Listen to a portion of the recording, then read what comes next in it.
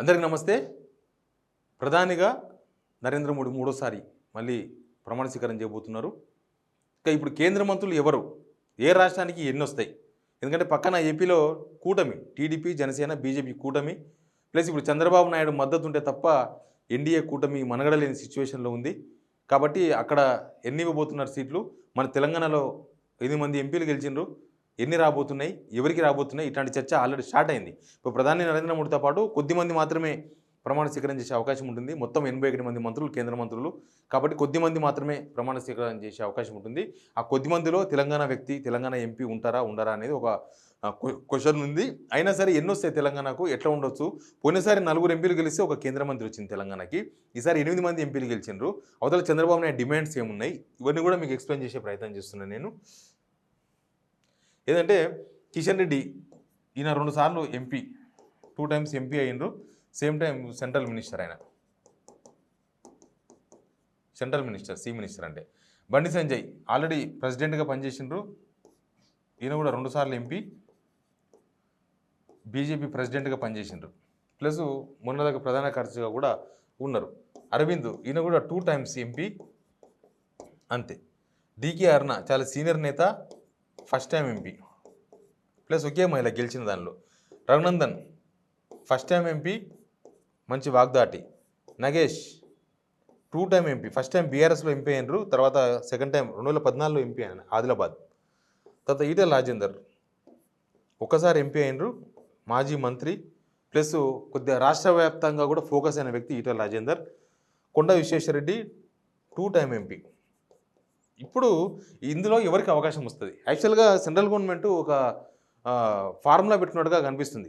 ఏంది ఆ ఫార్ములా? ఎందుకు ఆ ఫార్ములా అంటే, ముందు ఈ అలయన్స్లకు ఆ పార్టీ ఈ పార్టీ రకరకాల పార్టీలు వచ్చి రకరకాల డిమాండ్స్ పెట్టినాయి. ఆ డిమాండ్స్ తలొగ్గని సిచ్యువేషన్ ప్రస్తుతం కేంద్ర ప్రభుత్వానికి, ఎన్డీఏ ప్రభుత్వానికి. కాబట్టి వాళ్ళకు ప్రొఫార్మా పెట్టుకున్నారు, ఎంతమంది గెలిస్తే ఎంతమంది కేంద్ర మంత్రులు ఇవ్వాలని. 5 మంది ఎంపీలు ఉన్న పార్టీకి 5 మంది పైన ఉన్న పార్టీకి 2 కేంద్ర మంత్రులు, ఇంకొక 2-3 సహాయ మంత్రులు ఇవ్వాలనేది వాళ్ళ ఫార్ములాగా మనకు కనిపిస్తుంది. 2 కేంద్ర మంత్రులు, సహాయ మంత్రులు ఇద్దరు ఉంటారు. అయితే మన దగ్గర బీజేపీకి ఇక్కడ వాళ్ళ సొంత పార్టీ, ఇక్కడ డిమాండ్స్ ఏమి ఉండవు. సొంత పార్టీ ఎంపీలు కాబట్టి మాకు ఇంతమందికి ఇవ్వాలి మా తెలంగాణ, కానీ ఏ బీజేపీ ఎంపీలు కూడా డిమాండ్ చెయ్యరు.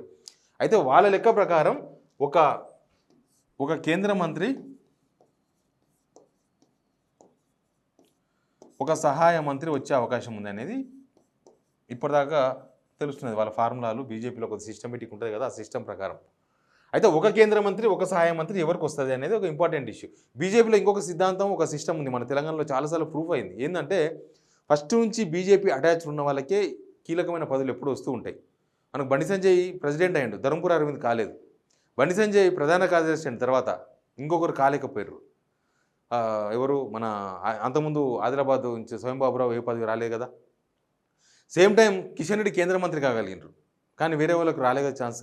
అంటే ఫస్ట్ నుంచి వాళ్ళకి బీజేపీలో ఈ అవకాశాలు ఉంటాయి. అప్పుడు ఎంపీగా ఉన్న వాళ్ళు కొంతమంది ఉన్నారు, కొంతమంది ఎంపీలుగా ఓడిపోయిన వాళ్ళు, లేకపోతే ఎంపీగా పోటీ చేయని వాళ్ళు, మాకు పలానా కోటలో రాజ్యసభ పదవులు వస్తాయి ఇట్లాంటి చాలా ఆశించారు తెలంగాణలో, కానీ అవేం రాలేదు.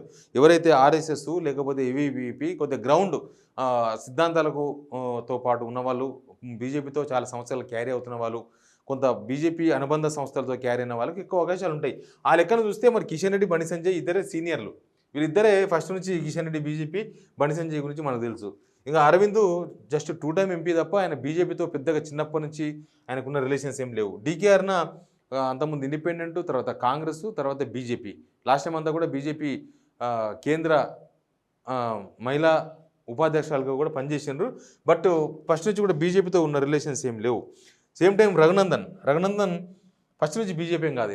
ఈయన కూడా బీఆర్ఎస్, కాంగ్రెస్ అన్ని పార్టీలు పోయిన తర్వాత వచ్చిండ్రు. నగేష్ అంతకుముందు టీడీపీ, తర్వాత బీఆర్ఎస్, తర్వాత ఇప్పుడు బీజేపీ.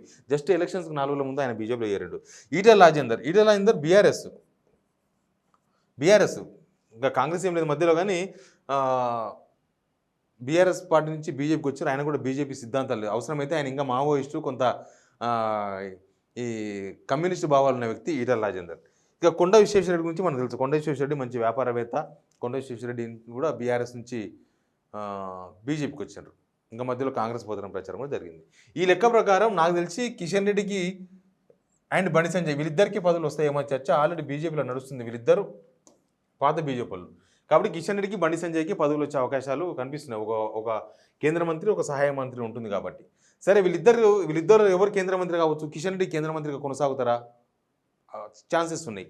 సేమ్ టైం బండి సంజయ్కి ఒకవేళ ఇస్తారా? ఎందుకంటే ఆల్రెడీ కిషన్ రెడ్డి ప్రెసిడెంట్గా ఉన్నారు కాబట్టి ఆయనకు సహాయ మంత్రి ఇచ్చి బండి సంజయ్కి కేంద్ర మంత్రి ఇవ్వచ్చా అంటే ఇవ్వచ్చు కూడా. ఎందుకంటే బీసీ సామాజిక వర్గం సంబంధించిన నేత, ప్లస్ బీజేపీని కొంత పెంచిన నేత. బీజేపీ పండుకున్నప్పుడు దాన్ని నిద్ర లేపి కొంత జనాలకు తీసుకుపోయిన నేతగా బండి సంజయ్కి మంచి పేరు ఉంది, దానిలో ఏమి ఇబ్బంది లేదు. ప్లస్ బండి సంజయ్ కొంత బీజేపీని మళ్ళీ గెటాన్ చేయగలడు, లేకపోతే బీజేపీని కొంత స్ట్రెంథెన్ చేయగలడు, కొంత బీసీ సమూహాలనంతా కూడా మేనేజ్ చేయగలడు, బీసీ సమూహాలను బీజేపీ వైపు రప్పించగలడు. ఇట్లాంటి ఉన్నాయి ఆయన మీద మంచిగానే ఉంది చర్చ. కాబట్టి చెప్పలేము కేంద్ర మంత్రి బండి సంజయ్ కావచ్చు, కిషన్ రెడ్డి సహాయ మంత్రి కావచ్చు. ఒకవేళ ఇదే జరిగితే కిషన్ రెడ్డి ఒకవేళ సహాయ మంత్రి అయితే ఈసారి బీజేపీ అధ్యక్షుడు ఉండరా? ఆయన బీజేపీ అధ్యక్షుడు ఎవరికి ఇవ్వచ్చు?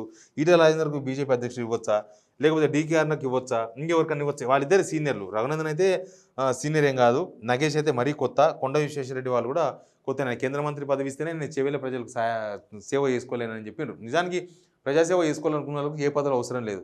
ఎంపీ చాలు, ఎంపీ కన్నా తక్కువ చాలు, ఏ పదవి లేకపోయినా కూడా ప్రజాసేవలు చేసుకునే అవకాశం ఉంటుంది. బట్ బీజేపీలో జరుగుతున్న చర్చ ఇది, బీజేపీలో ఒక ఎస్టిమేషన్ ఇది. చూద్దాం ఎవరికి వస్తుందో మరి. బీజేపీ సిద్ధాంతాల ప్రకారం, బీజేపీ పాత సాంప్రదాయాల ప్రకారమే ఉంటుందా, లేకపోతే ఇంకేమన్నా ఉంటుందా అనేది కొద్దిగా క్లారిటీ వచ్చే అవకాశం ఉంది మోడీ ప్రమాణ స్వీకారం తర్వాత. Please subscribe signal TV.